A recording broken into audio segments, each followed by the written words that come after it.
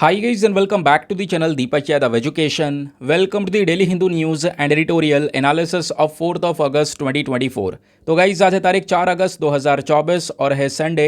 देखेंगे आज के द हिंदू कंप्लीट न्यूज़पेपर को एनालाइज करेंगे। बट लेक्चर में आगे बढ़ने से पहले अगर आपको इस लेक्चर का पीडीएफ चाहिए तो क्या करना है, सबसे पहले डाउनलोड करना है टेलीग्राम, देन उसके बाद जाके सर्च बॉक्स में टाइप करना Deepak Yadav education UPSC. As you can see guys आपको ये वाला चैनल मिल जाएगा, उस पर क्लिक करना और जाकर इस चैनल को ज्वाइन कर लेना।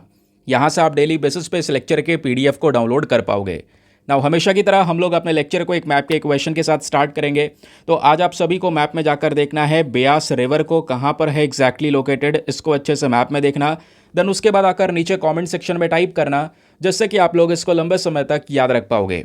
साथ ही साथ एक क्वेश्चन सॉल्व करेंगे जो कि यूपीएससी पैटर्न के ऊपर बेस्ड है। डेली बेसिस पे हम यहाँ पर एक प्रैक्टिस क्वेश्चन को भी सॉल्व करते हैं। दोस्तों याद होगा कल के वीडियो में हम लोगों ने एक्जियम 4 मिशन के बारे में डिस्कशन किया था, तो उसी से रिलेटेड आपके सामने यहाँ पर ये प्रश्न है। जो एक्जियम 4 मिशन है इसके रेफरेंस में आपके पास में 3 स्टेटमेंट्स है, बताना है तीनों में से कितने स्टेटमेंट सही हैं। पहला स्टेटमेंट बोलता है कि जो ये पर्टिकुलर मिशन है ये भारत का पहला मिशन होगा मार्स के ऊपर। दूसरा स्टेटमेंट बोलता है कि ये जो पर्टिकुलर मिशन है ये प्योरली रोबोटिक मिशन होने वाला है। तीसरे स्टेटमेंट में बोला गया है कि ये एक जॉइंट मिशन है Indian space research organisation and European space agency के बीच में। तो बताइए तीनों में से कितने स्टेटमेंट सही हैं। ऑप्शन नंबर ए केवल 1, बी केवल 2, सी तीनों सही हैं या फिर डी सभी गलत हैं। तो इसका सही आंसर सभी को नीचे कमेंट सेक्शन में देना है। एटलीस्ट सभी को इसमें पार्टिसिपेट करना है, जैसे मैं आप लोगों से डेली बेसिस पे बोलता हूं। बाय द वे इसका जो करेक्ट आंसर है वो मैंने आपको टेलीग्राम पर प्रोवाइड करवा दिया है, वहां से भी आप इसको चेकआउट कर सकते हैं। और अगर वहां पर आंसर नहीं मिलता है तो भी कोई परेशान होने की ज़रूरत नहीं है, क्योंकि वीडियो के लास्ट में इसके करेक्ट आंसर का डिस्कशन हम लोग करेंगे। तो चलो शुभारंभ करते हैं और चलते हैं सबसे पहले थंबनेल वाले इंपॉर्टेंट आर्टिकल की तरफ। तो दोस्तों कल के न्यूज़पेपर्स आपने देखे होंगे, परसों के न्यूज़पेपर्स देखे होंगे, लगातार एक आर्टिकल की चर्चा हो रही है जहां पे स्क्रीमिंग वेमेन के बारे में डिस्कशन किया गया है। तो स्क्रीमिंग वेमेन का जो मम्मी है, ये मम्मी लगभग कह सकते हैं कि 1935 में डिस्कवर किया गया था, लेकिन इस मम्मी से रिलेटेड कई सारे जो सीक्रेट्स हैं, मिस्ट्रीज़ हैं, वो बनी हुई थी। लेकिन करेंटली अभी इन मिस्ट्रीज़ को सॉल्व किया गया है, जिस वजह से यहाँ पर ये स्क्रीमिंग वेमेन मम्मी चर्चाओं में है। सब चीज़ें बताऊँगा, डोंट वरी। पहले यहाँ पर ये समझिए कि ये जो मम्मी का कॉन्सेप्ट है ये कहाँ का है। ये आपको पता है दोस्तों, इजिप्ट का ये कॉन्सेप्ट है मम्मी का। होता ये था कि उस समय पर इंसान की जब जान चली जाती थी तो ये इनकी एक एंशिएंट प्रैक्टिस थी, जहाँ पर ये उस व्यक्ति का ममीफिकेशन कर देते थे, है ना। और ममीफिकेशन का मेन पर्पज़ क्या था, जो डेड बॉडीज़ हैं बेसिकली उसको बचा के रखना, उसको प्रिजर्व करके रखना। आज के समय पर ये सब प्रैक्टिस बहुत रेयर हैं या नहीं होती हैं।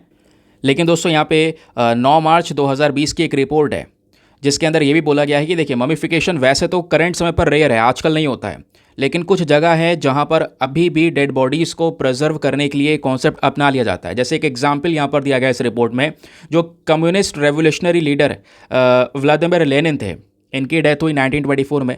तो इनकी बॉडी को ममीफाई किया गया था मॉडर्न टेक्निक्स का यूज़ करके, ठीक है। तो ये ममीफिकेशन वाला कॉन्सेप्ट आपको दोस्तों समझ में आया। अब आगे आते हैं। यहाँ पे बात हो रही है कि 1935 में डिस्कवर की हुई मम्मी के बारे में। वो जो मम्मी डिस्कवर की गई थी दोस्तों, उसमें कुछ चीज़ें यूनिक हैं। जैसे यहाँ पर उस मम्मी का जो मुंह है ना, वो थोड़ा सा खुला हुआ है, ऐसे लग रहा है यहाँ पर वो जो महिला है वो चीख रही थी, चीखते चीखते मौत हो गई। तो उसके पीछे का रीज़न क्या था, इसको लेकर कई सारे जो आर्टिकल्स हैं वो करेंटली पब्लिश हो रहे हैं। चलिए वो बताता हूँ आपको। तो दोस्तों यहाँ पे कायरो यूनिवर्सिटी जो है इजिप्ट के अंदर में, वहाँ के एक डॉक्टर हैं डॉक्टर सहर सलीम। उनका कहना यह है कि इस महिला की जो मृत्यु हुई होगी वो बहुत ही ज़्यादा दर्दनाक होगी। और इन्होंने ये भी बताया कि कुछ रिसर्चेस हुई हैं, स्कैनिंग की गई हैं, स्क्रीनिंग किया गया है नए नए टेक्निक्स का यूज़ करके, और उससे ये पता चला है कि इस महिला का जो मुंह है वो खुला हुआ होगा। उसके पीछे का रीज़न है वो है कैडवेरिक स्पेज़म। अब ये कैडवेरिक स्पेज़म क्या है दोस्तों, ये एक पर्टिकुलर कॉन्सेप्ट है, ये या फिर कह सकते हैं एक ऐसी कंडीशन है जब मौत के वक्त इंसान की जो मांसपेशियां होती हैं, मसल्स होती हैं, वो अचानक से कड़ी हो जाती हैं। इसके साथ ही यहाँ पर डॉक्टर ने ये भी बताया है कि महिला की जो मौत है वो काफ़ी दर्दनाक और भयानक तरीके से हुई होगी। यह मौत इतनी दर्दनाक थी कि जो महिला है वो चीखने लगी होगी, और चीखते चीखते क्या हुआ होगा, जो मांसपेशियाँ हैं वो सख्त हो गई होंगी, कड़ी हो गई होंगी। और इसी स्थिति में यहाँ पर क्या हुआ, जस के तस जो बॉडी थी वैसी रख दी गई, ठीक है।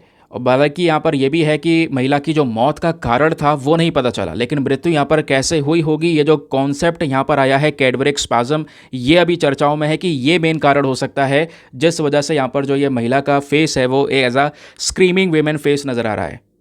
तो जैसे मैंने आपको बताया, वैसे तो यहाँ पर इस मम्मी को डिस्कवर किया गया था 1935 में, लेकिन ये मम्मी कितनी पुरानी है दोस्तों, लगभग 3500 साल पुरानी यहाँ पर ये बॉडी आपको नज़र आएगी।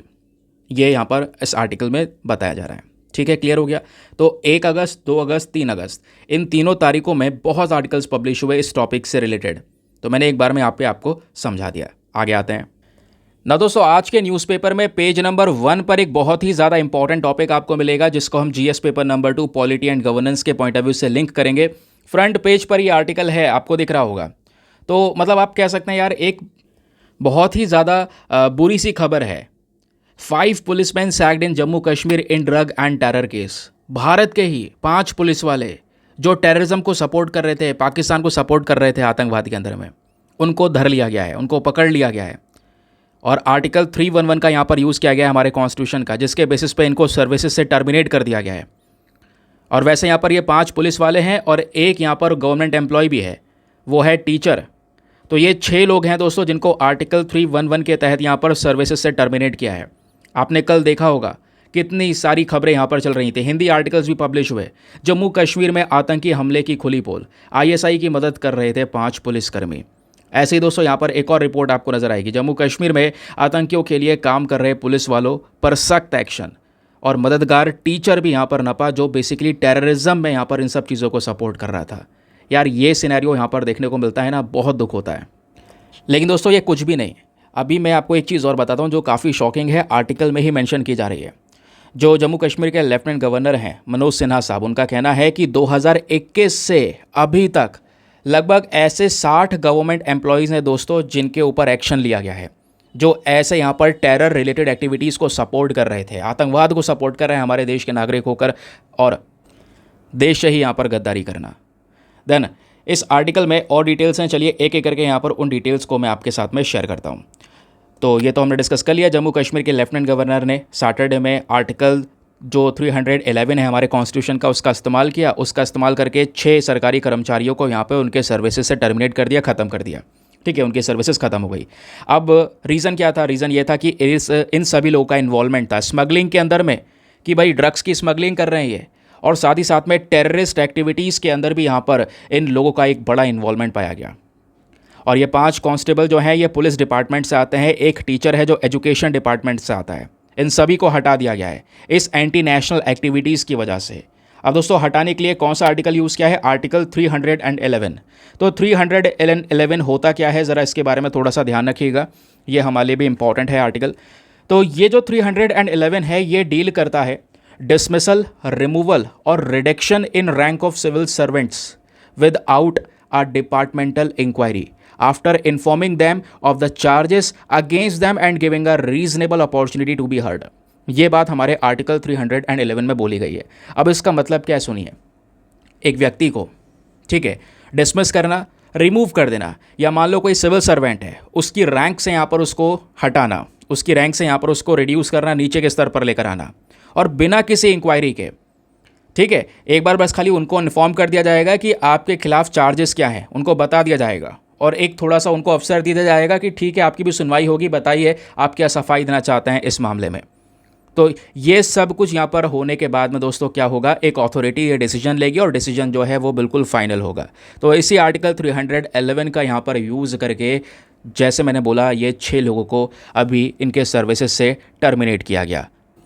तो हमारी इंटेलिजेंस एजेंसीज़ ने यहाँ पर यह पाया कि ये सभी लोग यहाँ पर गलत हरकत कर रहे हैं, हमारे देश के खिलाफ जा रहे हैं, प्लस जो एविडेंसेस है वो ये दर्शाते हैं कि इनका इन्वॉल्वमेंट टेरर रिलेटेड एक्टिविटीज़ में है, आतंकवादी से संबंधित जितने भी यहाँ पर एक्टिविटीज़ हैं उसमें यहाँ पर इनका हाथ है। फिर दोस्तों अब यहाँ पे कुछ नाम वगैरह शेयर किए हैं कि कौन कौन ये 5-6 लोग हैं। जैसे कुछ नाम यहाँ पर दिए गए हैं, एक नाम यहाँ पर सैफुद्दीन है, फिर दूसरा नाम यहाँ पर आप देख पाएंगे फारूक अहमद, तीसरा नाम यहाँ पे दिया गया है खालिद हुसैन, और आर्टिकल में यहाँ पर चौथा नाम दिया गया है यहाँ पर इरशाद अहमद चलकू, और फिर उसके बाद 5वां नेम आपको देखने को मिलेगा जो टीचर है, बेसिकली वो टीचर का नाम है नज़मुद्दीन, तो जो एजुकेशन डिपार्टमेंट से है। तो ये 5 ही हुए। एक नाम दोस्तों और है, वो है रहमत शाह, ये आप देख पाएंगे। ठीक है, तो इसमें जो डिटेल्स आई है रिपोर्ट्स में, उसमें यह बताया गया है जो फारूक अहमद शेख, खालिद हुसैन शाह और रहमत शाह है, इनके कॉन्टैक्ट्स नज़र आए हैं पाकिस्तान बेस्ड टेररिस्ट के साथ में, और आतंकवादियों के साथ में मिलकर यहाँ पे जो ड्रग्स की स्मगलिंग है उसमें यहाँ पर ये लोग शामिल थे।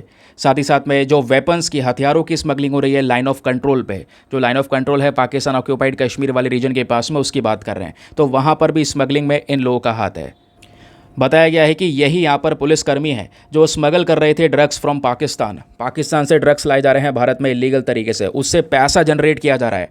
ऑब्वियस सी बात है, इलीगल काम हो रहा है, पैसा जनरेट हुआ है ड्रग्स से, और उसी पैसे को यहाँ पर दोस्तों यूज़ किया जा रहा है बाकी हमारे कश्मीर घाटी के अंदर में अशांति फैलाने में, ये बात बोला जा रहा है। फिर उसके बाद यहाँ पर बताया गया है जो मिस्टर चलकू है, चलकू यहाँ पर जैसे मैंने आपको नाम बताया रिशद अहमद चलकू, तो इसने भी यहाँ पर एक क्लोज रिलेशनशिप डेवलप की है टेररिस्ट के साथ में, जो टेररिस्ट एसोसिएट्स हैं उस एरिया के, तो उनके साथ में रिलेशनशिप यहाँ पर पाई गई है, संबंध देखने को मिले हैं। स्पेशली यहाँ पर एक बहुत बड़ी टेररिस्ट ऑर्गेनाइजेशन है लश्कर-ए-तैयबा, ठीक है, जिसने भारत के ऊपर कई बार अटैक भी किया है, तो उसके साथ में यहाँ पर ये शामिल है। अब कैसे पता चला ये सारी चीज़ें? जो रिपोर्ट्स हैं, जो एविडेंसेस से सबूत है, वो ये बताते हैं कि ये जो व्यक्ति है दोस्तों, ये क्लोज कॉन्टैक्ट में था अलग अलग जो कश्मीरी ओरिजिन टेररिस्ट बेस्ड हैं पाकिस्तान ऑक्यूपाइड कश्मीर वाले रीजन में, बेसिकली वहाँ पर इनक्रिप्टेड मैसेजेस के साथ में कॉन्टैक्ट में था। ठीक है, इसको कई सारे मैसेजेस कॉन्टैक्ट किए जाते थे, और ये व्यक्ति यहाँ पर बहुत सारे हथियार लिया करता था वहाँ से, ताकि टेररिस्ट को वो हथियार डिलीवर किया जा सकें। तो इस तरीके से यहाँ पर हथियार मिल रहे हैं उनको, और ये सारी की सारी यहाँ पर जो आतंकवादी हरकतें हैं वो हमारे देश में चल रही हैं, स्पेशली जम्मू कश्मीर वाले रीजन में। और इस वजह से हम देख भी पा रहे हैं कि पिछले कुछ समय पर जम्मू में भी काफ़ी सारे अटैक्स हुए हैं। कश्मीर में तो अटैक हो ही रहे थे, जम्मू भी हमने कई सारी जो टेररिस्ट एक्टिविटीज़ हैं वो रिसेंटली देखी हैं। फिर यह भी बताया गया है कि जो इरशाद अहमद चलकू है, ये क्या करता था, ये यहाँ पर टेररिस्ट को सपोर्ट करता था, उनको गाइड करता था इन्फिल्ट्रेशन के समय पर, उनको लॉजिस्टिक सपोर्ट प्रोवाइड करता था, ट्रांसपोर्टेशन का सपोर्ट दिया करता था, इलीगल आर्म्स में सपोर्ट यहाँ पे किया करता था, ताकि कश्मीर घाटी के अंदर में ये अशांति फैलाई जा सके। तो ये तो हो गया इन पाँचों का रोल। टीचर बचा, टीचर का नाम है नज़मुद्दीन, जैसे हमने यहाँ पर डिस्कस किया। तो यहाँ पे जो स्पोक्स पर्सन है उनके अकॉर्डिंग बताया जा रहा है कि जो नज़मुद्दीन है ये भी काफ़ी ज़्यादा मोटिवेटेड था, और इन ड्रग स्मगलिंग के अंदर में ये भी शामिल था, प्लस ये भी एक ओवरग्राउंड वर्कर था। वो ओवरग्राउंड वर्कर किसका है? एक ग्रुप है टेररिस्ट ग्रुप जिसका नाम है हिजबुल मुजाहिदीन, तो इस वाले आउटफिट का यहाँ पर ये हिस्सा है। और ऐसे ही यहाँ पर कई सारे केसेस आए, 60 से ज़्यादा गवर्नमेंट एम्प्लॉयज़ को यहाँ पर हटाया गया है उनके पद से 2021 से अभी तक, इन आर्टिकल 311 का यूज़ करके। तो ये पूरा सिनेरियो है, इसको ध्यान में रखिएगा कि आखिरकार चल क्या रहा है। आने वाले समय पर इस आर्टिकल से रिलेटेड कई सारे एडिटोरियल्स आने वाले हमारे न्यूज़पेपर में, तो उनका भी जो डिस्कशन है वो हम लोग करने वाले हैं। तो आर्टिकल 311 क्या है, आई होप आपको क्लियर हो चुका है। अब दोस्तों जैसे नोट्स वगैरह बनाने हैं, क्या लिखना है क्या नहीं लिखना है, आर्टिकल 311 के बारे में कुछ लिखना है, तो ये चीज़ें यहाँ पर मेंशन कर दी गई हैं। हमारे कॉन्स्टिट्यूशन का आर्टिकल 311 में कई सारे क्लॉजेज हैं, जैसे आर्टिकल 311 क्लॉज 1 है, जहाँ पे मेंशन किया गया है कि कोई भी गवर्नमेंट एम्प्लॉय, चाहे वो यहाँ पर ऑल इंडिया सर्विसेज का हो, चाहे वो स्टेट गवर्नमेंट का हो, उसको यहाँ पर डिसमिस नहीं कर सकते, रिमूव नहीं कर सकती है ना। कोई सबऑर्डिनेट अथॉरिटी जो उससे नीचे आती है तो वो उसको रिमूव नहीं कर सकती। ऐसे यहाँ पर आर्टिकल 311 क्लॉज 2 भी बोलता है कि यहाँ पर कोई भी जो सिविल सर्वेंट है उसको डिसमिस या रिमूव नहीं किया जा सकता है ना। लेकिन यहाँ पर अगर मान लो कोई इंक्वायरी होती है, उसके बेसिस पे कुछ निकलता है, तो ऑब्वियस सी बातें किया जाएगा। तो कहने का मतलब है आर्टिकल 311 जो है कॉन्स्टिट्यूशन का, ये इन सरकारी कर्मचारियों को प्रोटेक्शन देता है, लेकिन वो प्रोटेक्शन में दोस्तों कई सारे एक्सेप्शंस भी हैं, अपवाद भी हैं। अपवाद जैसे यहाँ पर एक्सेप्शन में आर्टिकल नंबर 311 का क्लॉज 2। अब क्लॉज 2 में यहाँ पर सब क्लॉज ए भी नज़र आएगा, जहाँ पे बोला जा रहा है मान लो कोई व्यक्ति है जो इस पर्टिकुलर रैंक पर होने के बाद ऐसी हरकतें कर रहा है, क्रिमिनल चार्ज है उसके ऊपर में, तो उसके खिलाफ एक्शन लिया जाएगा। ठीक है, और यहाँ पे मान लो कोई अथॉरिटी है जिसको पावर दी गई है कि वो डिसमिस और रिमूव कर सकता है किसी व्यक्ति को, या कोई रैंक का ऑफिसर है उसकी रैंक को कम भी किया जा सकता है। ठीक है, तो ये सब चीज़ें हो सकती हैं इंक्वायरी करने के बाद में, समझ गए।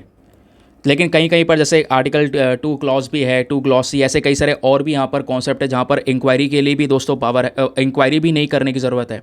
बिना इंक्वायरी करें यहाँ पर हमारे पास में एविडेंसेस है, उनके खिलाफ एक्शन लिया जाएगा। थोड़ा उनकी सुनने के लिए समय दिया जाएगा कि हाँ भाई आप अपना जो भी पक्ष है वो रख दीजिए, ठीक है, प्रूव करिए कि आप निर्दोष हैं। अगर प्रूव कर पाते तो ठीक है, तो सुनवाई के लिए थोड़ा सा कॉन्सेप्ट दिया जाता है, अदरवाइज़ फिर उनके खिलाफ एक्शन लिया जाता है, समझ गए।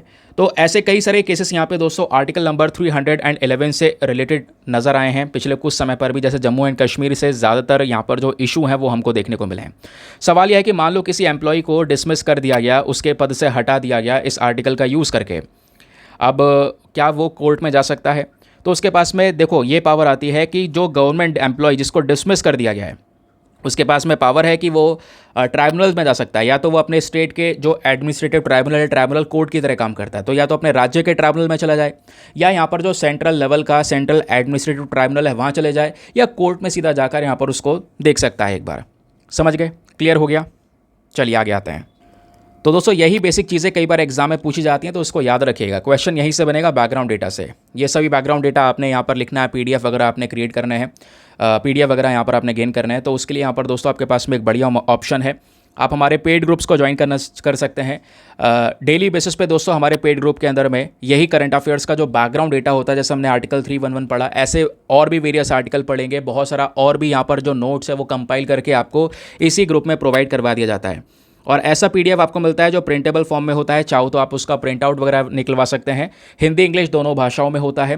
प्लस इस ग्रुप में आपका सभी करंट अफेयर्स का कंटेंट सिक्योर हो जाता है, क्योंकि बात है 1.5-2 साल करंट अफेयर्स को कवर करने की। तो कितने पीडीएफ्स आप इकट्ठे करेंगे, कितना ज़्यादा स्टोरेज का इशू फेस करेंगे, वो सब दिक्कतें वैसे यहाँ पे खत्म हो जाती हैं, क्योंकि सभी पीडीएफ डेट वाइज पड़े हैं। किसी भी तारीख का पीडीएफ उठाओ, डाउनलोड करो, पढ़ो, डिलीट करो, अनलिमिटेड ऑप्शंस आपके पास में अवेलेबल हैं। और दोस्तों इतना ही नहीं, ग्रुप को ज्वाइन करने का जो फी पेमेंट है वो बहुत ही ज़्यादा मिनिमम है, just 499 for the life time access. जब तक आपका सिलेक्शन ना हो जाए तब तक आप 499 में इस ग्रुप को ज्वाइन करके रख सकते हैं। अब ज्वाइन करने के लिए क्या करना है, व्हाट्सएप पर जाना है, यहाँ पर आपको एक नंबर दिया गया है 8534873368। इस नंबर पर मैसेज कर देना कि हाँ I want to join this group. वहाँ पर आपको रिप्लाई मिलेगा, पेमेंट का प्रोसेस दिया जाएगा, और उससे ज़्यादा इंपॉर्टेंट आपको डेमो वीडियो का लिंक भी मिलेगा। आप हर एक चीज़ को अच्छे से चेक कर सकते हैं कि मुझे कहाँ पर क्या फ़ायदे होंगे। कंप्लीटली सेटिस्फाई होने के बाद में जाकर ये इन्वेस्टमेंट करना है, ठीक है। बाकी दोस्तों यहाँ पर मेक श्योर क्या करो यार, वीडियो पे जो लाइक का बटन है उसको प्रेस कर दिया करो। 5000 लाइक्स का टारगेट है, साथ ही साथ में 6 लाख सब्सक्राइबर जल्दी से यहाँ पर हमने एक मिशन चला रखा है 6 लाख सब्सक्राइबर्स को कंप्लीट करने का, तो उसमें भी आपके सपोर्ट की रिक्वायरमेंट है। चलिए, तो ये आर्टिकल हमने समाप्त किया, आते हैं दूसरे आर्टिकल पर। आज के ही न्यूज़पेपर में दोस्तों एक और बहुत ही ज़्यादा इंपॉर्टेंट न्यूज़ देखने को मिलेगा, जिसको हम GS paper number 1 art and culture के पॉइंट ऑफ व्यू से लिंक कर पाएंगे। स्पेशली हम लोग बात करने वाले हैं भरतनाट्यम के बारे में, लेकिन उससे पहले जान लेते हैं क्यों बात करने वाले हैं। ये जो फोटो आपको दिख रहा है दोस्तों, यहाँ पे जो पर्सनैलिटी आपको नज़र आ रही है, इनका नाम है यामिनी कृष्णामूर्ति। तो 2017 में उन्होंने द हिंदू के साथ में इंटरव्यू भी दिया था, तो उसी का यहाँ पर यह फ़ोटो है। हुआ ये कि जो यामिनी कृष्णामूर्ति हैं दोस्तों, ये उनका यंग डेज़ का फ़ोटो है। उस समय पर ये भरतनाट्यम जो डांस है उसको परफॉर्म कर रही हैं। तो एक बहुत ही जानी मानी क्लासिकल डांसर हैं। रिसेंटली हुआ क्या, बीमारी की वजह से इनकी मृत्यु हो गई है। उम्र थी इनकी लगभग 83 के आसपास, तो इस वजह से यहाँ पर ये चर्चाओं में है। तो जो मिसेस कृष्णामूर्ति हैं, इनको हमेशा ये क्रेडिट दिया जाता है कि इन्होंने नॉर्थ इंडिया में भरतनाट्यम को बहुत पॉपुलर करा, वो भी 1960s के समय पर। फिर इन्होंने यहाँ पर दिल्ली को चुना अपना घर, वहीं पे रहना शुरू करा, और वहीं पर रहकर दोस्तों जो डांस फॉर्म्स हैं उनको एक ग्लोबल स्टेज पर ले जाने के ऊपर इनका एक स्पेशल फोकस था। वैसे इनका जन्म हुआ था आंध्र प्रदेश के अंदर 20 दिसंबर 1940 में। तो ये हुआ दोस्तों, इनके पिताजी जो है वो एक संस्कृत स्कॉलर थे, और इनके यहाँ पर जो ग्रैंडफादर हैं वो उर्दू पोएट थे। इनकी ट्रेनिंग यहाँ पर भरतनाट्यम में शुरू होती है चेन्नई के अंदर में, और वहीं पर कई सारे एक्सपर्ट्स से दोस्तों इन्होंने ट्रेनिंग ली, और उसके बाद यहाँ पर खुद एक जानी मानी क्लासिकल डांसर बनी। और आज यहाँ पे हम इनके बारे में पढ़ रहे हैं, क्योंकि यहाँ पर इनको, जैसे मैंने बोला, क्रेडिट दिया जाता है स्पेशली नॉर्थ इंडिया में भरतनाट्यम डांस को पॉपुलर करने के पीछे का। तो यामिनी कृष्णामूर्ति, ये नाम ध्यान रखिएगा, हो सकता है वनडे एग्जामिनेशन में क्वेश्चन बन जाए। चलिए, अब एग्जाम के पॉइंट ऑफ व्यू से थोड़ा सा यहाँ पे डिस्कशन करते हैं और बात करते हैं कि आखिरकार जो ये भरतनाट्यम है उसका इंपॉर्टेंस क्या है, हिस्ट्री क्या है, कहाँ पे इवोल्यूशन हुआ, और भरतनाट्यम में होती क्या क्या चीज़ें हैं। ये आपके लिए ज़रूरी है आर्ट एंड कल्चर के पर्सपेक्टिव से। अब जो बता रहा हूँ दोस्तों, इतना ध्यान रखिएगा, क्योंकि भरतनाट्यम से रिलेटेड यहीं से जो इंपॉर्टेंट चीज़ें हैं वो आपसे पूछ ली जाएंगी। भरतनाट्यम एक बहुत ही ज़्यादा ओल्डेस्ट, लगभग बताया जाता है 2000 साल पुराना यहाँ पर एक बहुत ही ज़्यादा पॉपुलर क्लासिकल डांस का फॉर्म है। अच्छा, ये जो डांस है ओरिजिनेट कहाँ पे हुआ? तमिलनाडु के अंदर तांजोर डिस्ट्रिक्ट में दोस्तों यहाँ पर इसकी शुरुआत होती है। और भारत के अंदर जो 8 मेन क्लासिकल डांसेस हैं उसमें से भरतनाट्यम दोस्तों एक इम्पॉर्टेंट डांस है। अच्छा, वो 8 जो ये हमारे क्लासिकल डांसेस हैं, इन 8 डांसेस के नाम फटाफट नीचे कमेंट सेक्शन में लिखो। जिसको नहीं पता है सर्च करो, उसके बाद यहाँ पर लिखो, ज़रूरी है। तो दोस्तों यहाँ पर इस डांस की जो शुरुआत है हम ट्रेस कर सकते हैं जो भारत मुनि नृत्य शास्त्र है, ठीक है, उस समय का यहाँ पर ये डांस आपको नज़र आएगा। प्लस कई सारे जो मेन सोर्सेज हैं, टेक्सचुअल मटेरियल, टेक्स्ट में जो यहाँ पर कई सारा मटेरियल है दोस्तों, उसमें भी यहाँ पे हमको पता चलता है भरतनाट्यम डांस के बारे में, जहाँ पर काफ़ी सारी टेक्निक्स मेंशन की गई हैं, है ना। प्लस बॉडी का जो मूवमेंट होगा भरतनाट्यम डांस में वो कैसे होगा, ऐसे कई सारे हमारे हिस्टोरिकल फैक्ट्स हमको मिले हुए हैं। तो डांस बहुत पुराना है जैसे मैंने आपको बताया। फिर उसके बाद इस डांस के फीचर्स के बारे में अगर हम देखते हैं तो दोस्तों भरतनाट्यम डांस को हम लोग एक हर्या भी बोलते हैं। अच्छा, क्वेश्चन बन सकता है यहीं पर, बहुत ज़्यादा इंपॉर्टेंट पॉइंट है ये वाला सेंटेंस। अब क्वेश्चन बन सकता है कि बताइए भरतनाट्यम डांस को एक हर्या क्यों बोला जाता है, फिर नीचे ऑप्शन दे दिए जाएंगे। तो ध्यान रखिए, क्योंकि यहाँ पर एक ही डांसर क्या करता है, बहुत सारे रोल्स को परफॉर्म करता है अपने सिंगल परफॉर्मेंस में।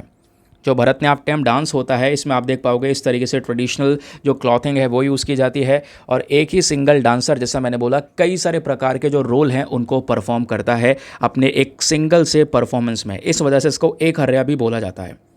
ये जो डांस है इसमें कई सारे ट्रांजिशनल मूवमेंट्स होते हैं, लेग का मूवमेंट, हिप का मूवमेंट, आर्म मूवमेंट, प्लस जो एक्सप्रेशन होते हैं आई का मूवमेंट की वजह से वो भी क्रिएट किए जाते हैं। हाथ से अलग अलग जेस्चर्स बनाए जाते हैं, है ना, ताकि जो इमोशंस है उसको दिखाया जा सके। प्लस इसमें भाव, राग, रास, ताल, ये सभी चीज़ें यहाँ पर मिल जाती हैं दोस्तों इस पर्टिकुलर डांस फॉर्म में। ये जो डांस का फॉर्म है काफ़ी स्लो है, धीरे धीरे यहाँ पर मूव करता है, लेकिन कभी कभी यहाँ पर ये फास्ट भी होता है, ठीक है। तो स्लो, फिर उसके बाद फास्ट, ऐसा यहाँ पर जो पूरा कॉन्सेप्ट है चलता रहता है। इस वजह से कई बार इसको हम फायर डांस का नाम भी दे देते हैं। और ध्यान रखिए, जब भरतनाट्यम डांस होता है तो उसमें एक ऑर्केस्ट्रा होता है, लोग बैठे होते हैं, बजा रहे होते हैं, एक यहाँ पर इस डांस को परफॉर्म कर रहा होता है। तो जो लोग बजा रहे होते हैं उसमें वोकलिस्ट भी होता है, मृदंगम प्लेयर होते हैं, वॉयलिनिस्ट होते हैं, वीणा प्लेयर होते हैं, फ्लॉटिस्ट होते हैं, सिंबल प्लेयर होते हैं। ये सभी यहाँ पर अलग अलग इंस्ट्रूमेंट्स हैं दोस्तों, और उन इंस्ट्रूमेंट्स को बजाने के लिए यहाँ पर ये प्लेयर वर्ड भी यूज़ किया गया है। तो ये सब मिलकर यहाँ पर पूरा का पूरा जो डांस परफॉर्मेंस है बेसिकली यहाँ पर उसको कंडक्ट करते हैं, ठीक है, ध्यान रखिए। और एट द लास्ट यहाँ पर एक पॉइंट और है, जो व्यक्ति लास्ट में, जो पर्सन है जो इस डांस को यहाँ पर कंडक्ट कर रहा है, उसको यहाँ पे नाम दिया जाता है नटुवनर, ठीक है।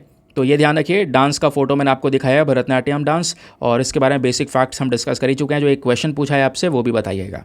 आगे आते हैं ना दोस्तों, आज के न्यूज़पेपर का एक और बहुत ही ज़्यादा इंपॉर्टेंट आर्टिकल आपको ये देखने को मिलेगा। इस आर्टिकल को हम अपने जीएस पेपर नंबर 3 एनवायरमेंट के पॉइंट ऑफ व्यू से लिंक करेंगे, ठीक है। कई बार ऐसे डायरेक्ट क्वेश्चन बन जाते हैं, हर साल आते हैं। यहाँ पर आपसे बोला गया है कि लगभग 61 ईयर्स बाद, 61 साल बाद 4 रिंग वाली जो बटरफ्लाई है वो भारत के अंदर में पाई गई है। 4 रिंग कुछ इस तरीके से यहाँ पर 1 2 3 4 वाले ऐसे रिंग्स आपको नज़र आएंगे, ज़्यादा कम होते रहते हैं। तो ये 4 रिंग्स वाली जो बटरफ्लाई है दोस्तों वो यहाँ पर नज़र आई है, जिस वजह से ये चर्चाओं में। आइए 4 रिंग बटरफ्लाई के बारे में कुछ बेसिक चीज़ें हैं, फटाफट यहाँ पर उसको कवर करते हैं। तो ये जो 4 रिंग वाली बटरफ्लाई है दोस्तों, जिसके बॉडी पे ऐसे तरीके के जो रिंग्स बने हुए हैं, इस बटरफ्लाई के ज़्यादातर मेंबर्स चाइना में पाए जाते हैं। लेकिन अभी 61 साल बाद दोस्तों भारत में भी यहाँ पर इस प्रकार का जो ये बटरफ्लाई है वो पाया गया, ठीक है। फिर उसके बाद बोला जा रहा है कि जो पेपर पब्लिश किए गए हैं ना, उस पेपर में जो 4 ऑथर्स हैं, उन 4 ऑथर्स में से एक पुलिस वाले पर्सन भी हैं दोस्तों, जिन्होंने मिलकर यहाँ पर इस पर्टिकुलर 4 रिंग वाली बटरफ्लाई के बारे में एक्सप्लेन किया है। और इस बटरफ्लाई का जो साइंटिफिक नेम है वो क्या है, येप्थिमा। ध्यान रखिए, क्वेश्चन बन सकता है, येप्थिमा कैंटिलेई, ये इसका साइंटिफिक नेम है। ये जो स्पीशी है ये सैट्रिने बटरफ्लाई से बिलोंग करती है। ये बटरफ्लाई 2018 में नमदफा नेशनल पार्क में रिकॉर्ड की गई थी। Very very important, Namdapha national park कहाँ पर है? ये अरुणाचल प्रदेश में है। ये क्वेश्चन यूपीएससी पूछ चुका है ऑलरेडी, आगे मैं आपको दिखाऊंगा। तो दोस्तों नमदफा नेशनल पार्क अरुणाचल प्रदेश में है।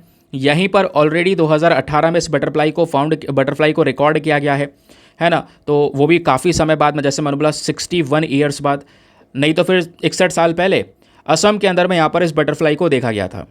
तो कभी कभी नज़र आती है, इस वजह से हमारे लिए बहुत ज़रूरी है पढ़ना, स्पेशली फॉर योर एग्जामिनेशन। अब क्वेश्चन यहाँ पर यह है दोस्तों, ये जो बटरफ्लाई है, ये जो इसका साइंटिफिक नेम है येप्थिमा कैंटिली। येप्थिमा बेसिकली एक पर्टिकुलर जीनस है इस पूरे बटरफ्लाई के फैमिली का, जिसमें 6000 से ज़्यादा प्रजातियाँ आती हैं बटरफ्लाई की। और इन 6000 में से 35 जो है बटरफ्लाई की, येप्थिमा बटरफ्लाई की जो स्पीशी हैं वो भारत में रिकॉर्ड की जा चुकी हैं। और इन 35 में से 23 तो केवल और केवल नॉर्थ ईस्ट से दोस्तों रिकॉर्ड की गई हैं। तो इन बटरफ्लाई में जैसे मैंने बोला कि हज़ारों स्पीशीज़ हैं, इनमें डाइवर्सिटी बहुत ज़्यादा है। तो डाइवर्सिटी होने के नाते दुनिया भर में कई सारे कंट्रीज़ में ये पाई जाती हैं, जैसे नेपाल, भूटान, म्यांमार, भारत, चाइना, सभी जगह पर यहाँ पर इनकी स्पीशीज़ आपको नज़र आएंगी। ये स्पीशी में कलर जो है डल ब्राउन ग्रे कलर का आपको यहाँ पर नज़र आएगा। इनके विंग्स आपको नज़र आएंगे, उस विंग्स पे 3 अलग अलग येलो रिंग्स, मतलब अलग अलग तरीके से यहाँ पर जो ये येलो रिंग्स हैं वो यहाँ पर बने हुए हैं, वो रिंग्स भी हमको देखने को मिल जाएंगे। ठीक है, तो जिस वजह से यहाँ पर इनको हम 4 रिंग्ड बटरफ्लाई भी बोल देते हैं। तो ध्यान रखिए, यहाँ से क्वेश्चन बन सकता है। तो ये तो बटरफ्लाई के बारे में क्लियर हो गया, लेकिन एनवायरमेंटल पर्सपेक्टिव से अगर आपने यूपीएससी के प्रीवियस ईयर क्वेश्चंस को एनालाइज किया तो दोस्तों कई बार national park, wild life sanctuary, इनको लेकर सवाल बनते हैं, इनका लोकेशन पूछ लिया जाता है। तो हमने यहाँ पर फोकस किया नमदफा नेशनल पार्क के ऊपर। क्या है नमदफा नेशनल पार्क, आइए बताता हूँ। इस पार्क के बारे में जितना मैं आपको बता रहा हूँ दोस्तों, केवल उतना याद रखना है, क्योंकि क्वेश्चन अगर एग्जाम में बना तो यहीं से बनेगा। ठीक है, अब दोस्तों नमदफा जो नाम पड़ा है, ये एक नदी यहाँ पे इस पार्क में ओरिजिनेट होती है और वो जाकर मिलती है न्यू देहिंग नदी से। तो उसी नमदफा नदी के ऊपर यहाँ पे इसका पार्क का नाम रख दिया गया नमदफा नेशनल पार्क। ठीक है, तो जो न्यू देहिंग नदी है ये खुद यहाँ पर एक सहायक नदी है ब्रह्मपुत्रा की, यानी ब्रह्मपुत्रा में जाकर मिल जाती है, फिर उसके बाद नॉर्थ साउथ डायरेक्शन में बहती है इस पर्टिकुलर नेशनल पार्क में। क्लियर हो गया? तो एक नदी है जिसके बेसिस पे इसका नाम रखा गया। नमदफा नेशनल पार्क का लोकेशन वेरी वेरी इंपॉर्टेंट, ज़्यादातर एग्जाम में लोकेशन ही पूछा जाता है। तो ये particular national park Arunachal Pradesh के राज्य में लोकेटेड है। अरुणाचल प्रदेश। अच्छा, आप लोगों से क्वेश्चन है, बताइए अरुणाचल प्रदेश किस किस के साथ में बाउंड्रीज को शेयर करता है? इंटरनेशनल बाउंड्री और नेशनल बाउंड्रीज दोनों बतानी है। ठीक है, अब जो ये अरुणाचल प्रदेश है दोस्तों, यहाँ पे अगर हम बात करेंगे तो काफ़ी ज़्यादा एनवायरमेंटल पर्सपेक्टिव से इंपॉर्टेंट माना जाता है। यहाँ पे नमदफा नेशनल पार्क है, ये जो पार्क है ये लोकेटेड है एक पर्टिकुलर रेंज में। वहाँ पर 2 पहाड़ियाँ हैं, एक है मिशमी हिल्स और दूसरी है यहाँ पर पतकाई रेंज। तो इन दोनों पहाड़ियों के बीच में ये पर्टिकुलर पार्क लोकेटेड है और बताया जाता है कि भारत का चौथा सबसे बड़ा नेशनल पार्क है। बाकी पहले तीसरे कौन कौन से हैं? तीसरे में पहला है लद्दाख का हेमिस नेशनल पार्क, राजस्थान का दूसरा है डेजर्ट नेशनल पार्क, फिर तीसरा है यहाँ पर उत्तराखंड का गंगोत्री नेशनल पार्क, देन उसके बाद चौथा नेशनल पार्क दोस्तों ये नमदफा नेशनल पार्क है। तो ये ध्यान रखना ज़रूरी है। नाउ अब बात आती है इसके लीगल स्टेटस की, यानी इसको नेशनल पार्क का दर्जा कब दिया गया? तो नमदफा नेशनल पार्क को 1983 में यहाँ पर एस्टेब्लिश किया गया और इसको एज अ टाइगर रिजर्व भी डिक्लेयर कर दिया गया, बिल्कुल सेम ईयर 1983 में ही। और ध्यान रखिए यह यूनेस्को के वर्ल्ड हेरिटेज साइट के अंदर टेंटेटिव लिस्ट के अंदर भी यहाँ पर रखा हुआ है, इस लिस्ट में कवर किया हुआ है। बायोडाइवर्सिटी की बात करेंगे तो नमदफा नेशनल पार्क में कई सारे प्रकार के प्लांट्स और एनिमल की जो स्पीशीज़ हैं वो हमको देखने को मिलती हैं, जैसे लगभग 1400 के आसपास फॉनल स्पीशीज़ हैं, फ्लोरल स्पीशीज़ हैं, जैसे मैंने बोला कई सारे जानवरों की प्रजातियाँ और साथ ही साथ में पेड़ पौधों की प्रजातियाँ। लेकिन कुछ स्पेशल बातें भी हैं यहाँ पर। स्पेशल बातें जैसे कि ये 3-4 पॉइंट्स ध्यान रखिए। पहली बात यह है कि नमदफा नेशनल पार्क पूरे दुनिया में, ध्यान से सुनना इस बात को, पूरे दुनिया में इकलौता पार्क है जिसके पास में 4 बिग कैट की स्पीशीज़ हैं, यानी टाइगर, लेपर्ड, और लेपर्ड में यहाँ पर भी अलग अलग टाइप्स होते हैं। एक यहाँ पर आपका लेपर्ड है, एक होता है स्नो लेपर्ड और एक होता है क्लाउडेड लेपर्ड। तो तीनों प्रकार के लेपर्ड और टाइगर ये एक ही जगह पर पाए जाते हैं। इस तरीके का दुनिया में इकलौता पार्क है ये नमदफा नेशनल पार्क। ये है इसके बारे में इंटरेस्टिंग फैक्ट। इतना ही नहीं, ये नेशनल पार्क दोस्तों काफ़ी फेमस है क्रिटिकली एंडेंजर्ड स्पीशीज़ के लिए। फ्लाइंग स्क्वेरल, ठीक है, उड़ने वाली गिलहरी, इसको यहाँ पर बोला गया है। तो ये जो स्पीशी आखिरी बार 1981 में स्पॉट की गई थी, तो इसके लिए यहाँ पर जाना जाता है नमदफा नेशनल पार्क। इतना ही नहीं, हुलो गिबो वेरी वेरी इंपॉर्टेंट क्वेश्चन बन चुका है इसको लेकर। हुलो गिबो इकलौता यहाँ पर एप की स्पीशी, जो बंदर वाली स्पीशीज़ होती हैं उन्हें करीब होते हैं, तो ये इकलौती एक एप की स्पीशी है जो पूरे भारत में पाई जाती है। ध्यान से सुनना, एप की प्रजाति में इकलौती प्रजाति है हुलो गिबो और ये भारत में पाई जाती है इकलौती। और कहाँ पे? वो भी नमदफा नेशनल पार्क में। समझ गए? तो नमदफा नेशनल पार्क का जो इंपॉर्टेंस है ये आपको क्लियर हो गया होगा। बात यहीं पे नहीं रुकती है।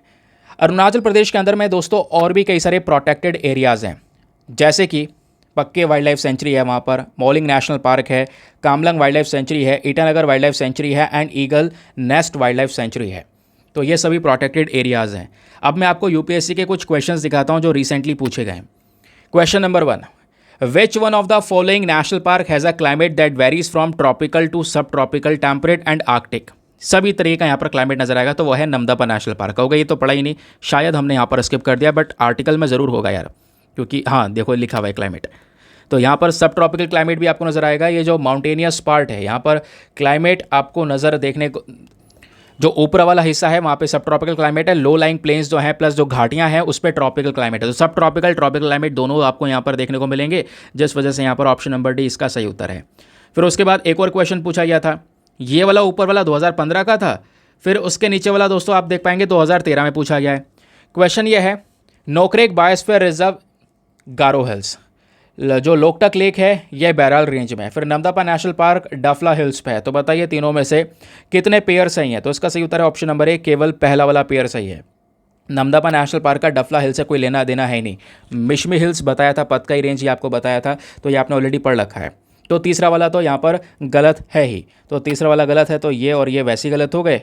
इकलौता यानी कि वन ओनली हमारा बिल्कुल सही उत्तर है, सबसे पहला वाला। समझ गए? तो ऐसे क्वेश्चंस यहाँ पर बन जाते हैं। चलिए आगे आते हैं नेक्स्ट आर्टिकल पर।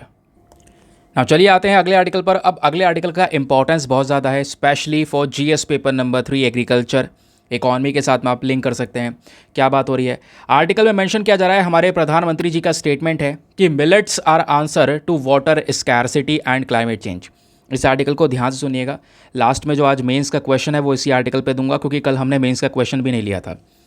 तो पीएम मोदी सैटरडे में दोस्तों एक जो पर्टिकुलर स्पीच है वो देते हैं, जहाँ पर इन्होंने सबसे बड़ा सोल्यूशन दिया है कि जैसे आज के समय पर जो हमारी फार्मिंग है, एग्रीकल्चर सेक्टर है, वो कई सारे चैलेंजेस से गुजर रहा है, जिसमें सबसे बड़ा चैलेंज है क्लाइमेट चेंज। और गर्मी पड़ने के कारण यहाँ पर दोस्तों ड्राफ्ट, सूखा पड़ जाना, हमारी फसलों का बढ़िया तरीके से प्रोडक्शन ना होना, या प्रोडक्शन अब की बार यहाँ पे कम देखने को मिलना, ऐसे कई सारे चैलेंजेस है, जिसकी वजह से सीधा देश के न्यूट्रिशनल सिक्योरिटी के ऊपर में असर पड़ता है। तो इसका एक सबसे बड़ा सोल्यूशन है मिलेट्स। मिलेट्स क्या होता है? मोटे अनाज।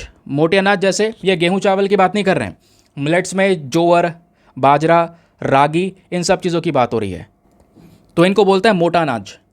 तो पीएम मोदी ने सबसे बड़ा सोल्यूशन दिया है क्लाइमेट चेंज का, मिलेट्स। भैया मिलेट्स लगाओ, इसका प्रोडक्शन करो, इसको प्रमोट करो, लोगों तक पहुंचाओ, क्योंकि मिलेट्स जो है ज़्यादा न्यूट्रिशियस है। गेहूं चावल के कंपैरिजन में इसमें न्यूट्रिशन, पोषण ज़्यादा है, फाइबर, प्रोटीन और कार्ब्स, ये सब चीज़ें ज़्यादा मिलेंगी।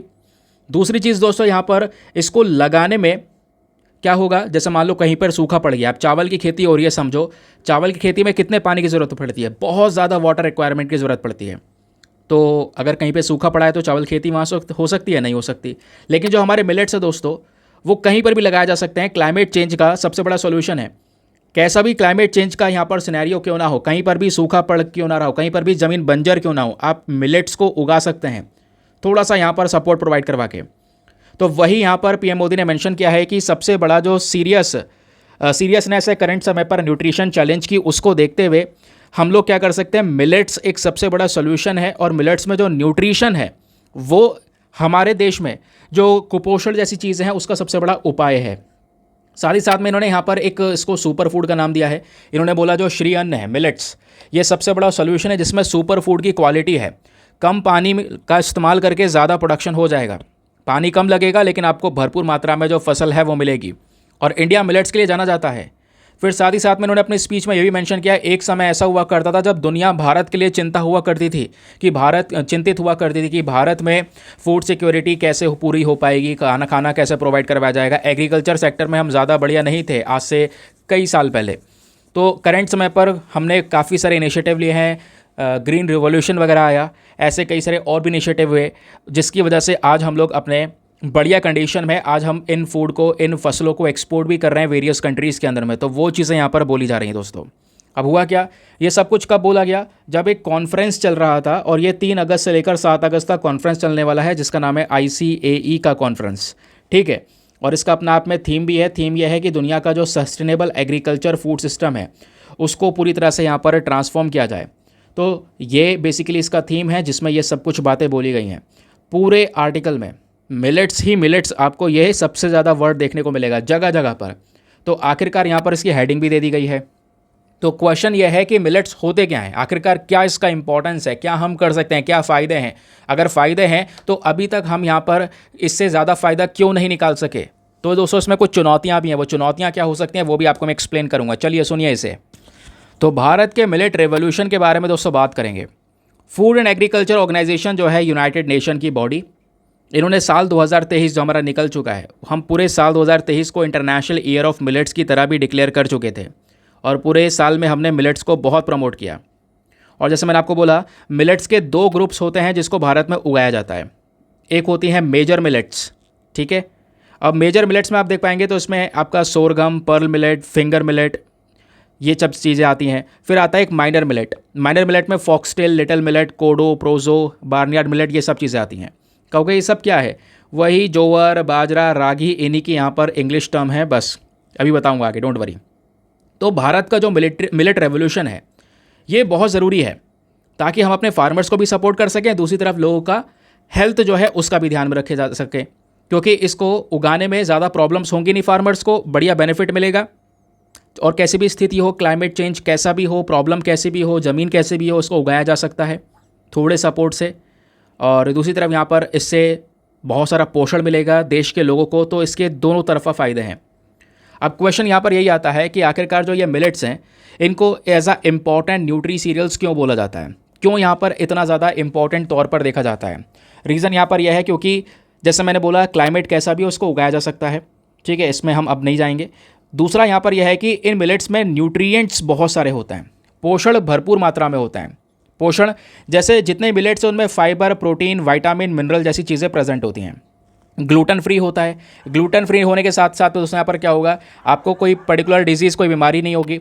फिर बात यह है एडेप्टेबल है, मिलेट्स को हम किसी भी प्रकार की मिट्टी में या कैसा भी जो टेम्परेचर है, कैसा भी यहाँ पर क्लाइमेट है उसमें उगा सकते हैं, तो फार्मर्स के लिए एक बढ़िया ऑप्शन आ जाता है। फिर बात आती है यहाँ पर ये सस्टेनेबल आपको नज़र आएंगे।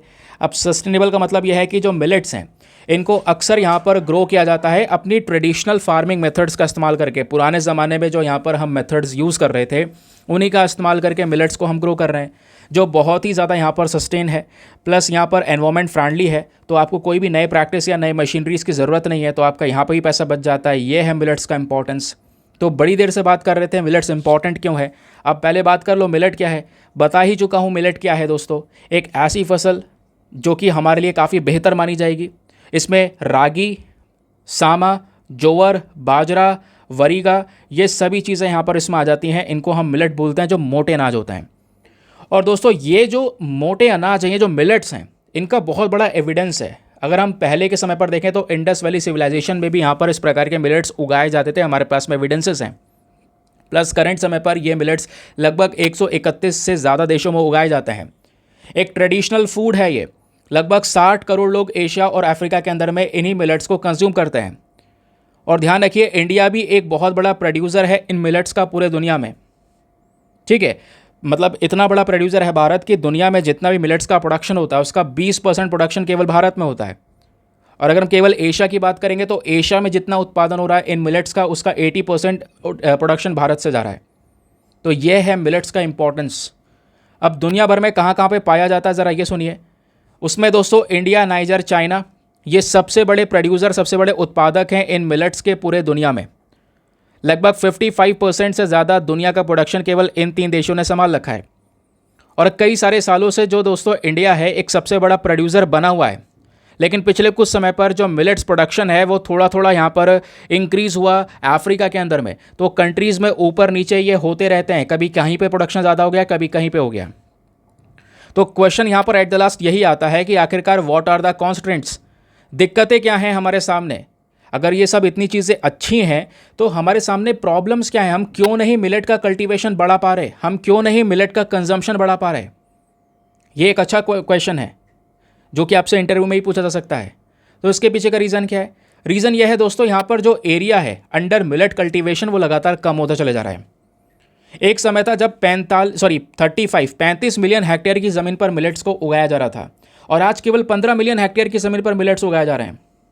तो रीज़न यहाँ पर यह है कि अब की बार प्रोडक्शन कम हो रहा है क्योंकि लोग इसको कंज्यूम नहीं कर रहे हैं। लोग ही जब वैल्यू नहीं करेंगे तो फार्मर्स क्यों उगाएंगे इन्हें, सिंपल सी बात है। फिर उसके बाद में दोस्तों क्योंकि इन प्रोडक्ट्स की मार्केटिंग भी बहुत ज़्यादा कम हो रही है, ये कई सारे कारण हैं।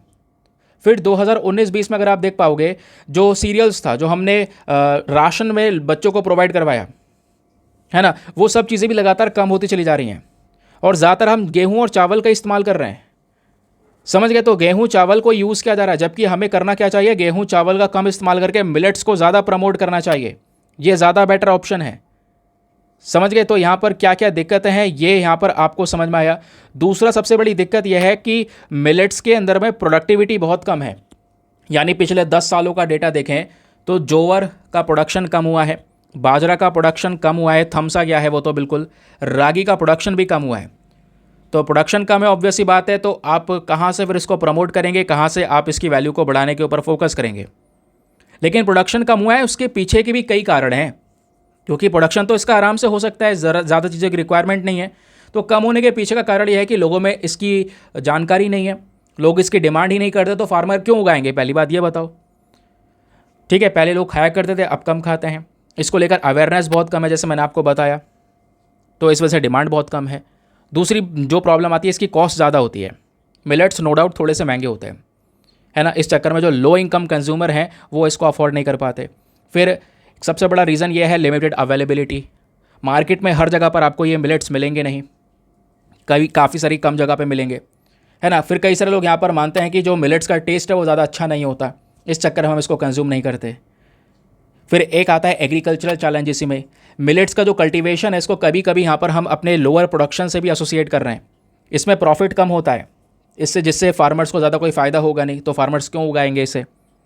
फिर एट द लास्ट यहाँ पर मिलेट्स का कॉम्पिटिशन राइस और वीट से है। अब राइस और फीड एक स्टेपल फूड है, भारत में हर कोई व्यक्ति खा रहा है रोटी और चावल, ये वाइडली अवेलेबल भी है। तो मिलेट्स के लिए काफ़ी मुश्किल है भाई इतने बड़े ब्रांड से या इतनी बड़ी चीज़ से कम्पीट करना। तो मिलेट्स को कौन पूछेगा जब उनको यहाँ पर रोटी चावल मिल रहा है प्रॉपर तरीके से। फिर एक और कारण है जिसकी वजह से मिलेट्स यहाँ पे सही से ग्रो नहीं हो पा रहे, वो है सरकार का सपोर्ट की कमी। इंडिया यहाँ पे कोई इनफ सपोर्ट प्रोवाइड नहीं कर पाता दोस्तों।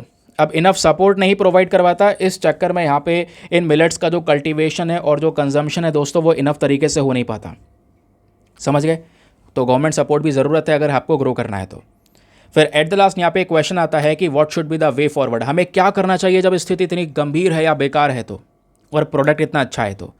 पहली बात, हमें पब्लिक सपोर्ट की ज़रूरत है। जो छोटे फार्मर्स हैं पहाड़ी इलाकों में जहाँ पे सूखे ज़मीन पड़ी हुई है, तो वो पुअरेस्ट हाउस होल्ड्स भी आपको यहाँ पर देखने को मिल जाएंगे शहर वाले एरिया में। इनको मिलेट्स कल्टीवेट करने होंगे, और ये मिलेट तभी कल्टीवेट करेंगे जब उनको अच्छा रिटर्न मिलेगा। तो इसके लिए यहाँ पे हमें मार्केटिंग करनी होगी इनके लिए। गवर्नमेंट को सरकारी जो राशन होता है उसमें मिलेट्स प्रोवाइड करवाने होंगे। इसके न्यूट्रिशनल बेनिफिट्स है तो लोगों को फ़ायदा मिलेगा, तो ये कर सकते हैं। दूसरा, अवेयरनेस और लोगों में एजुकेशन फैलाना, मिलेट्स के बारे में बताना और इसके फ़ायदों के बारे में बताना। एजुकेशन और प्रमोशन के माध्यम से यहाँ पर मिलेट्स की डिमांड बढ़ेगी, तो यहाँ पर ऑब्वियस ही बात है ऑटोमेटिक चीज़ें प्रोडक्शन भी बढ़ने लगेगा। फिर बात है अवेलेबिलिटी एंड एक्सेसिबिलिटी। हमें मिलेट्स को प्रॉपर तरीके से मार्केट में अवेलेबल करवाना होगा। मान लो कोई इंसान खाना शुरू करता है, फिर उसको कंज्यूम करता है, वो देखता है कभी मार्केट में है अवेलेबल, कभी नहीं है, कभी नहीं है, तो छोड़ देगा वो।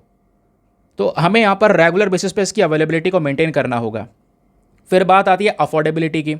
मिलेट्स अक्सर काफ़ी महंगे हो जाते हैं दूसरे गेहूं चावल के कंपैरिजन में, तो हमें यहाँ पर थोड़ा ध्यान रखना होगा, उसको अफोर्डेबल बनाने की ज़रूरत है। सरकार सब्सिडी दे सकती है इसके ऊपर में, जिससे कि कंजम्पशन को बढ़ाया जा सके। कंजम्पशन बढ़ाना है तो ये काम करना ज़रूरी रहेगा। प्लस यहाँ पे अगर आप देख पाएंगे एक नज़रिया चेंज करना होगा। कई बार मिलेट्स को, जो ये मोटे अनाज है ना, इनको गरीबी को खाना बोल दिया जाता है, जो गलत है बिल्कुल। ये चेंज करने की ज़रूरत है। मार्केटिंग और प्रमोशन के माध्यम से बताना है कि भाई सबसे ज़्यादा वैल्यू मिलेट्स की है। कोलैबोरेशन कर सकते हैं अपने फार्मर्स के साथ में, प्रोसेसर्स के साथ में, मार्केटर्स के साथ में, सबके साथ में कोलैबोरेशन करके दोस्तों मिलेट्स की डिमांड और सप्लाई को बढ़ाया जा सकता है। तो ये कुछ वे फॉरवर्ड है, ये कुछ सोल्यूशंस आपको नजर आएंगे। नाउ अब आपके सामने आज का एक मेंस का क्वेश्चन है, चाहो तो आप यहाँ पर इसको अटेम्प्ट करना, ठीक है, बाकी आपकी मर्जी है। अटेम्प्ट करके कहाँ पे सबमिट करना आपको बता दूंगा मैं। क्वेश्चन है, what are the challenges in India's efforts to revive the cultivation and consumption of millets. Bharat के पास में, जो भारत लगातार एफर्ट लगा रहा है इन मोटे अनाजों के कंजम्पशन और कल्टीवेशन को बढ़ाने के लिए, इसके पीछे की चुनौतियाँ क्या हैं, चैलेंजेस क्या हैं, वो आपसे पूछा गया है। एक बार हिंदी में रेड कर देता हूँ। तो यहाँ पे मिलेट्स को कई बार सर्च करोगे ना तो सीधा वो बाजरा ही लिखा हुआ जाता है, लेकिन बाजरा नहीं, यहाँ पर मोटे अनाज की बात कर रहे हैं जिसमें जोवर, रागी, सभी चीज़ें हैं। तो यहाँ पे खैर वो है। तो मिलेट्स की खेती और खपत को पुनर्जीवित करने के भारत के प्रयासों में क्या क्या चुनौतियाँ हैं, इसको डिटेल से समझाएं। और आंसर लिखने के बाद में दोस्तों कहाँ पे सबमिट करना है, टेलीग्राम पर जाना, वहाँ पे जाके सर्च बॉक्स में लिखना दीपक यादव एजुकेशन मेंस ग्रुप। जैसे आप फुल फॉर्म लिखोगे मेरा टेलीग्राम चैनल मिलेगा, जहाँ पे ऑलरेडी 78,000 से ज़्यादा लोग जुड़ चुके हैं। आप भी जुड़कर अपने आंसर्स को लिखकर सबमिट कर सकते हैं। अपने आंसर को सबमिट करने के साथ साथ एक छोटा सा काम और करना है, एटलीस्ट सभी लोग को 2-2 आंसर्स रिव्यू करना है। जब आप सभी लोग 2-2 आंसर्स को रिव्यू करोगे बहुत सारे फ़ायदे होंगे आपको भी और सामने वाले को भी। आपको कुछ इंपॉर्टेंट पॉइंट्स मिलेंगे जो आप अपने नोट्स में इंक्लूड कर सकते हैं। सामने वाले के आंसर में अगर कोई मिस्टेक होती है तो आप उनको बता सकते हैं कि यहाँ पर इंप्रूवमेंट की आवश्यकता है। इस प्रकार से कोऑपरेटिव वे में वो पूरा का पूरा ग्रुप काम कर रहा है। चलिए आगे आते हैं। तो आई होप दोस्तों बेहतरीन तरीके से पूरा आर्टिकल क्लियर हो चुका है, कई सारे कॉन्सेप्ट्स आपके क्लियर हो चुके हैं। आगे आएंगे अगले आर्टिकल पर, क्योंकि आज संडे है, आर्टिकल्स कम होते हैं, साइंस एंड टेक का पेज होता है, बट साइंस एंड टेक पर भी वो ट्यूबर क्लॉसेस वगैरह को लेकर आर्टिकल प्रेजेंट है जो हज़ारों बार डिस्कशन हो चुका है, ज़्यादा काम के नहीं है। लेकिन फ्रीक्वेंट आस्क्ड क्वेश्चन पेज पे दोस्तों एक आर्टिकल आया है जहाँ पे बोला जा रहा है एल्जाइमर डिजीज़ के बारे में। एल्जाइमर समझते हो, एल्जाइमर, डेमेंशिया, ये 2 ऐसी प्रॉब्लम है जहाँ पर इंसानों को दिमागी संबंधित दिक्कतें शुरू हो जाती हैं, भूलने की यहाँ पर जो बीमारी है वो लग जाती है। अभी आपको बताऊँगा इसके पीछे का रीज़न वगैरह सब क्या है। लेकिन अभी आर्टिकल हम ये क्यों डिस्कस कर रहे हैं, आर्टिकल इसलिए डिस्कस कर रहे हैं दोस्तों, यहाँ पर एक नया तरीका, एक नया टेस्ट लेकर आया गया है मार्केट में, एक नया ब्लड टेस्ट जिससे हम तुरंत एल्जाइमर डिजीज़ का पता लगा सकते हैं। वरना अगर हम नॉर्मल तरीके से देखें तो काफ़ी समय लग जाता है एल्जाइमर डिजीज़ का पता लगाने में, जिसके बाद ट्रीटमेंट लेट हो जाता है और एक इंसान यहाँ पर सही नहीं हो पाता। तो जो हमारे रिसर्चर्स हैं उन्होंने नया ब्लड टेस्ट बना लिया है ताकि एल्जाइमर बीमारी को तुरंत डायग्नोस किया जा सके अपनी अर्ली स्टेज में। जब बस खाली थोड़ी सी दिक्कत है ना, तभी यहाँ पर इसको चेक करने के बाद में तुरंत ट्रीटमेंट देके इंसान को तुरंत ठीक किया जा सके। तो स्वीडन की यूनिवर्सिटी ने यहाँ पर दोस्तों एक टेस्ट को अपनाया है। उस टेस्ट का नाम है प्रेसिविटी AD2। ध्यान रखिए, क्वेश्चन बन सकता है प्रेसिविटी AD2 क्या है। एक नया ब्लड टेस्ट 90% एक्यूरेसी के साथ में 90% सटीक तरीके से काम करता है, प्लस लोगों के अंदर में जो कॉग्निटिव सिम्टम्स हैं, दिमागी संबंधित जितने भी यहाँ पर लक्षण नज़र आ रहे हैं इस एल्जाइमर डिजीज़ के, उनको तुरंत पकड़ता है और तुरंत पकड़ के यहाँ पर दोस्तों एक अर्ली इन्फॉर्मेशन शेयर कर देगा, जिससे हमको सीधा हेल्प मिलेगी और एक इंसान को हम ठीक कर सकते हैं। नाउ सबसे पहला क्वेश्चन यहाँ पर यही आता है कि आखिरकार एल्जाइमर डिजीज़ होती क्या है दोस्तों। एल्जाइमर में एक व्यक्ति को बहुत दिक्कतें फेस करनी पड़ती हैं, भूलने की दिक्कत होने लगती है, लेकिन उसके पीछे का रीज़न पता है क्या होता है। रीज़न होता है उसके दिमाग का जो साइज़ है वो छोटा हो जाता है। जैसे ये फ़ोटो आप देख पा रहे हो तो यहाँ पर दिमाग के 2 साइज़ बताए गए हैं। एक साइज़ तो यहाँ पर यह है डॉट डॉट करके यहाँ पर बनाया गया है, जिसको मैंने ग्रीन पेन से ये ड्रॉ कर दिया, ठीक है। तो ये तो होता है दोस्तों हेल्दी ब्रेन साइज़, जो नॉर्मल ब्रेन है उसका साइज़ इतना होना चाहिए।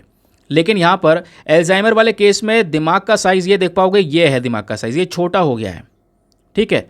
तो श्रंकन ब्रेन है, यहाँ पर यह दिक्कत होने लगती है। और जो हमारे न्यूरॉन्स होते हैं जो पूरे कनेक्शन बैठा रहे हैं, ब्रेन से सब सिग्नल्स को पहुँचा रहे हैं बॉडी के अंदर में, तो दोस्तों ये न्यूरॉन्स ख़त्म होने लगते हैं, डाइंग होने लगते हैं। ये एक हेल्दी न्यूरॉन है और ये एक ऐसा न्यूरॉन है जिस पे प्लेक लग चुका है, ये ख़त्म सा हो चुका है। तो इस वजह से यहाँ पर एल्जाइमर बीमारी बनती है, समझ गया है। अब आगे देखो जो डिटेल्स आपको मैं शेयर कर रहा हूँ, उससे पहले आर्टिकल की एक और बात जान लो। बात यह है कि कुछ स्टैटिस्टिक्स हैं हमारे पास में, उन स्टैटिस्टिकल डेटा के अकॉर्डिंग बताया गया है कि दुनिया में जो महिलाएं हैं हर 5 में से 1 महिला, और पुरुष की जब बात आती है तो हर 10 में से 1 पुरुष ये डेमेंशिया जैसी भी प्रॉब्लम से गुजर रहे हैं। डेमेंशिया जो एल्जाइमर डिजीज़ की वजह से ही होता है, पहले वो एल्जाइमर डिजीज़ है, धीरे धीरे वो डेमेंशिया बन जाएगा, यानी कि सीरियस प्रॉब्लम हो जाएगी। तो इतनी बड़ी यहाँ पर दिक्कत है ये दुनिया में। तो चलिए पहले मैं आपको एल्जाइमर डिजीज़ के बारे में कुछ फैक्चुअल डेटा शेयर कर रहा हूँ, एग्जाम में क्वेश्चन बन सकता है, ध्यान रखिएगा। तो ये क्या है, एक प्रकार का न्यूरोलॉजिकल डिसऑर्डर, सीधा दिमाग से संबंधित बीमारी, जहाँ पे आपके ब्रेन सेल्स ख़त्म होने लगते हैं, डाई होने लगते हैं। इससे क्या होगा, मेमोरी लॉस होने लगेगी, आप चीज़ों को सही से समझ नहीं पाएंगे, याद नहीं रख पाएंगे, बोल नहीं पाएंगे, लिख नहीं पाएंगे, सही से लाइफ के जजमेंट नहीं ले पाएंगे, मूड बार बार चेंज होगा, पर्सनालिटीज़ यहाँ पर चेंज होंगी मूड की वजह से, लगातार कन्फ्यूजन बना रहेगा। ये सभी चीज़ें यहाँ पर एल्जाइमर वाले केस में नज़र आती है। फिर फर्स्ट स्टेज में यहाँ पर इसकी अलग अलग स्टेजेस होती हैं। पहले स्टेज में थोड़े बहुत सिम्टम्स नज़र आएंगे और धीरे धीरे करके समय के साथ में यही सिम्टम्स, यही लक्षण गंभीर होते चले जाएंगे। और ध्यान रखिए, एल्जाइमर जो है मोस्ट कॉमन कारण माना जाता है डेमेंशिया का। डेमेंशिया एल्जाइमर से खतरनाक है। एल्जाइमर गंभीर होता चले जाएगा, एक इंसान की दिक्कतों को बढ़ा देगा तो वो डेमेंशिया बन जाएगा, और ये बूढ़े लोगों में ज़्यादातर नज़र आता है। एल्जाइमर डिजीज़ जो है दोस्तों, ध्यान रखिए, जैसे मैंने बोला, होता क्या है कि जो हमारे ब्रेन सेल्स हैं उसमें एक एबनॉर्मल प्रोटीन बन जाता है येलो कलर का, जिसको नाम दिया है यहाँ पर, मतलब ये जो प्रोटीन है ना, इसको नाम दिया गया है एमिलॉइड। तो एमिलॉइड यहाँ पर बन जाता है प्लेग के फॉर्म में, येलो कलर का जो मैंने अभी आपको फोटो दिखाया था, वो ब्रेन सेल्स के आसपास जमा होने के बाद में यहाँ पर वो क्या करेगा, ब्रेन सेल्स को ख़त्म कर देगा। और ऐसे यहाँ पर एक और दूसरा प्रोटीन भी जिसका नाम है ताऊ जो प्रोटीन है दोस्तों, यहाँ पर ये भी क्या करता है, जो हमारे ब्रेन्स होते हैं एल्जाइमर पेशेंट्स के, उनके ब्रेन्स में कई सारे डिसरप्शन क्रिएट करता है। जो हमारे न्यूरॉन्स होते हैं जो कम्युनिकेट करते हैं एक दूसरे के साथ में, उनका कम्युनिकेशन तोड़ देता है, जिसकी वजह से एक इंसान का दिमाग बहुत कमज़ोर हो जाता है। और ब्रेन सेल्स का डेथ आपको पता है, अगर ब्रेन सेल्स ख़त्म हुए तो उनको वापस से ठीक नहीं किया जा सकता। तो एल्जाइमर डिजीज़ जो है पुरुष में भी पाई जाती है, बट पुरुष से ज़्यादा महिलाओं में यहाँ पर इसका सबसे बड़ा रिस्क होता है। क्वेश्चन यह है कि करंट समय पर इसका ट्रीटमेंट क्या है। तो वैसे तो कोई प्रॉपर ट्रीटमेंट है नहीं, बस खाली सिम्टम्स वगैरह टैकल किए जाते हैं। लेकिन अगर यहाँ पर बताया जा रहा है इसका टेस्ट जल्दी हो जाए तो यहाँ पे कुछ अच्छे से ट्रीटमेंट दिया जा सकता है। तो ये यहाँ पर ध्यान रखिएगा। अल्जाइमर डिजीज़ के बारे में ये बेसिक चीज़ें हैं। जैसे मैंने बोला कि जो हमारे ब्रेन सेल्स हैं उस पर एक प्रोटीन है एमिलॉइड, प्लेक और ताऊ, ये 2 प्रोटीन है स्पेशली जो ब्रेन में ग्रो हो जाते हैं और ये हमारे ब्रेन सेल्स को ख़त्म कर देते हैं। ब्रेन का साइज़ कम हो जाएगा, जिसकी वजह से यहाँ पर अल्जाइमर जैसी प्रॉब्लम को फेस करना पड़ जाएगा। ये फ़ोटो ऑलरेडी मैं एक्सप्लेन कर चुका हूँ, ठीक है। तो दोस्तों ये था हमारा आज का डिस्कशन। आई होप आपको सही तरीके से हर एक चीज़ क्लियर हो चुकी है, ठीक है। तो आज के न्यूज़पेपर में वैसे ही संडे है, आर्टिकल्स कम होता है, जैसे मैं आपको पहले ही बता चुका हूँ। तो अभी हम लोग आते हैं अपने वर्ड ऑफ द डे पर। तो आज का वर्ड ऑफ द डे भी यार पुराना वाला लगा दिया है, word of the day change नहीं कर पाया हूँ। तो आज कोई वर्ड नहीं, आप अपने आप से कोई भी वर्ड लो और सेंटेंस बना सकते हैं, आज आप फ्री हैं, ठीक है। चलिए बाकी आते हैं प्रैक्टिस क्वेश्चन पर। क्वेश्चन है एक्सियम 4 मिशन के बारे में। तो एक्सियम 4 मिशन को लेकर जो ये 3 स्टेटमेंट से बताइए, तीनों में से कितने स्टेटमेंट सही हैं। यहाँ पर दोस्तों पहला स्टेटमेंट बोलता है कि ये पहला मिशन है मार्स पर, गलत। ये तो इंटरनेशनल स्पेस स्टेशन पे जाएगा, ना कि मार्स पे, तो पहला स्टेटमेंट तो गलत हो गया। दूसरा, ये एक रोबोटिक मिशन है, नहीं भाई, यहाँ पे कई सारे एस्ट्रोनॉट चुने गए हैं, जाने वाले हैं। इंडिया ने यहाँ पर 2 क्रू मेंबर्स को सेलेक्ट किया है, तो दूसरा भी गलत है। तीसरा, ये एक जॉइंट मिशन है भारत के इसरो और यूरोपियन स्पेस एजेंसी में, ये भी गलत। क्यों? क्योंकि यहाँ पर आप देख पाएंगे इंटरनेशनल स्पेस स्टेशन में हम अपने मेंबर्स को भेज रहे हैं, लेकिन ये अमेरिका की स्पेस एजेंसी की मदद से, यानी कि नासा का यहाँ पे रोल है, ना कि यूरोपियन स्पेस एजेंसी का, तो ये भी गलत। तो तीनों के तीनों अगर गलत हो गए तो यहाँ पर option number D, none is the correct answer, ठीक है। तो कितनों ने यहाँ पर सही किया है बताइए नीचे कमेंट सेक्शन में। चलिए मिलते हैं आपसे अगले वीडियो में। आज के लिए bye bye, have a nice day, thank you and जय हिंद।